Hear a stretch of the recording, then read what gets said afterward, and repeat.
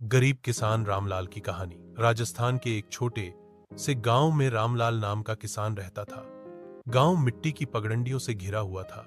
चारों तरफ खेत फैले हुए थे और बीच में कच्चे घर जिनकी छतें खपरेल से ढकी हुई थीं।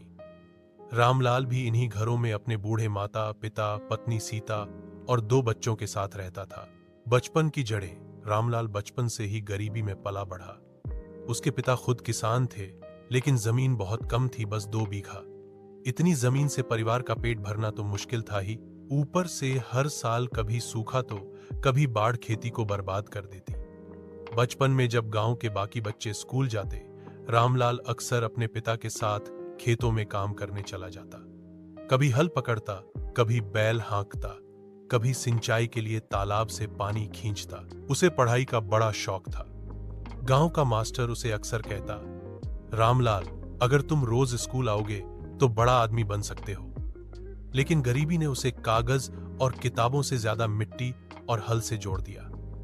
यही उसकी जिंदगी की सबसे बड़ी मजबूरी थी। जवानी और जिम्मेदारियां।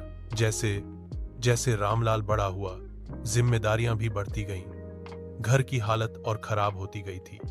पिता बूढ़े हो चुके थे, मां बीमार रहती थी।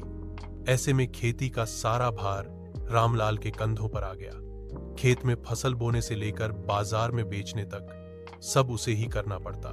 गांव के बड़े बड़े किसान जिनके पास कई बीघा जमीन थी, उन्हें देखकर रामलाल अक्सर सोचता, काश मेरे पास भी इतनी जमीन होती तो मैं अपने बच्चों को अच्छा खाना, अच्छे कपड़े और पढ़ाई दिला पाता। लेकिन हकीकत यही थी कि उसके पास सिर्फ 2 बीघा जमीन और ढेर सारे सपने थे। शादी और नई शुरुआत।